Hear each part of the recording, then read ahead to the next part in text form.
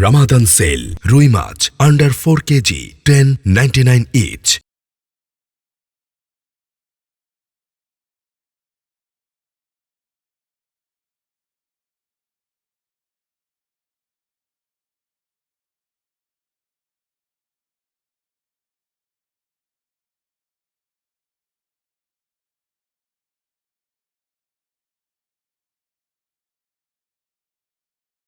CSP police থাকলে তারপরে তাদের প্রশাসন যন্ত্র থাকলে তারা ক্ষমতা চিরদিন থাকবে। তারা ভুলে গেছে যে মহান রাব্বুল আলামিনের পরে যে সকল রাজনৈতিক ক্ষমতার উৎস যে জনগণ।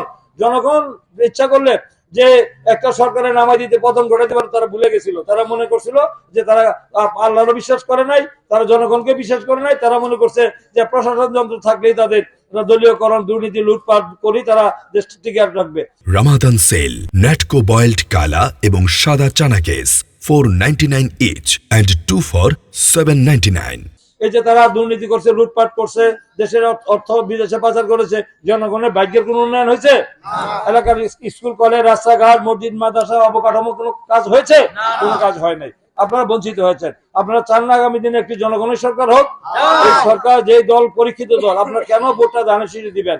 কেন দিবেন না ধানের শীষে? এই ব্যাপারে আপনারা অতীতে ধানের শীষের দল বাংলাদেশ জাতীয় দল কয়বার ক্ষমতায় আসছে? কয়বার ক্ষমতায় আসছে? চারবার ক্ষমতায় আসছে, পিছনে দরজা দিয়ে আসে নাই, আপনাদের ভোটে নির্বাচিত আসছে এবং দেশ পরিচালনা করছে, জনগণের কাছে দায়বদ্ধতা দিল, জবাব দিতে ছিল।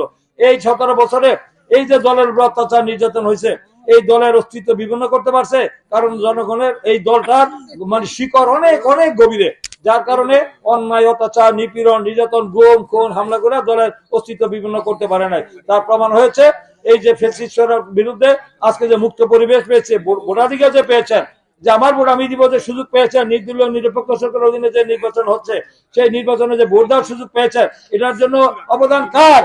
বেগম খালেদা জিয়ার, বিএনপি, তারেক রহমানের নাকি? তারা যদি আন্দোলন না করতেন, বেগম খালেদা জিয়া আপোষ করতেন, তাহলে কি হাসিনার পতন হইতো? তারেক রহমান যদি আপোষ করতেন হাসিনার পতন হইতো? এই 17 বছরের আন্দোলন করেই কিন্তু ফ্যাসিস্ট দানবীয় সরকার, মাফিয়া সরকার, খুনি সরকার, অবৈধ অসাংবিধানিক সরকারের পতন ঘটেছে। শেখ হাসিনা বাংলাদেশ থেকে পালিয়ে গেছে। এখন আপনারা স্বাধীন নাকি মুক্ত না? আগে কি এভাবে মিটিং করতে পারছি আমরা? সেখানে আসছি মানে ঘরের ভিতরে মিটিং করে পুলিশ ধরে নিয়ে গেছে। মানববন্ধন, তারপরে আমাদের এখানে মানববন্ধন করতে পারি নাই, অনশন করতে পারি নাই, ঘরের ভিতরে মিটিং করতে পারি নাই। আমার বিরুদ্ধে দেওয়া হয়েছে 100টির উপরে মামলা ছিল। এই জানে যে এই যে আমাদের এনা আছে, ইদ্যুৎ মিশা আছে, জানে 100র উপরে মামলা ছিল। তারপর 2.5 বছরের মতো জেলে ছিলাম বিনা কারণে, বিনা অপরাধে। বাড়ি ঘর পুড়িয়ে দিয়েছে, অফিস জ্বালিয়ে দিয়েছে, আমরা গুলি করে মারতে দিয়েছে। এই যে আমাদের অত্যাচার নিপীড়ন আমার 60 লক্ষ হয়েছে আসামি, 4,000 মানুষকে গুলি করে ক্রস ফায়ার র্যাব পুলিশ দিয়ে হত্যা করা হয়েছে। তারপরে আপনার 17,500 নেতা কর্মীকে আমাদের গুম করা হয়েছে আয়না করে নিয়ে। এই যে কারণ বিএনপিকে একমাত্র বিএনপি প্রতিবাদ করে, এই জন্য বিএনপির আন্দোলন করার কারণে হাসিনার ওই যে ঐতিহাসিক ছাত্র গণঅভ্যুত্থানের মধ্যে হাসিনার পতন হয়েছে। এটা কিন্তু 2 মাসের আন্দোলনে হয় না, 16 বছর আন্দোলনের ফসল হলো যে আমাদের এই জুলাই আগস্টের আন্দোলনে হাসিনার দেশেরা পালাইছে। এই যে আজকে আপনারা স্বাধীন, আপনাদের ভোট দিয়ে আপনারা সরকার গঠন করবেন। তাই আজকে এই ভোটটা দেওয়ার জন্য কি আপনার ভোট কেন্দ্রে সবাই যাবেন কি? হাত তুলে দেখান তো। ভোটারও যেন ঘরে না থাকে, এটা আপনাদের পবিত্র দায়িত্ব। কিন্তু কারণ আপনার ভোটে আপনার ভালো লোক আসবে না খারাপ লোক আসবে এটা নির্ধারণ করে আপনাদের ভোটের উপরে।